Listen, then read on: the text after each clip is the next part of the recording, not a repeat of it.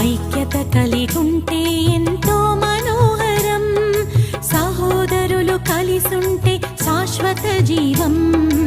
ఐక్యత కలిగుంటే ఎంతో మనోహరం, సహోదరులు కలిసుంటే శాశ్వత జీవం. ప్రత్యక్షపరచాలి యేసు ప్రేమతత్వం, ప్రత్యక్షపరచాలి యేసు ప్రేమతత్వం. కాపాడుకోవాలి సమాధాన బంధం, కాపాడుకోవాలి సమాధాన బంధం. ఐక్యత కలిగుంటే ఎంతో మనోహరం, సహోదరులు కలిసుంటే శాశ్వత జీవం.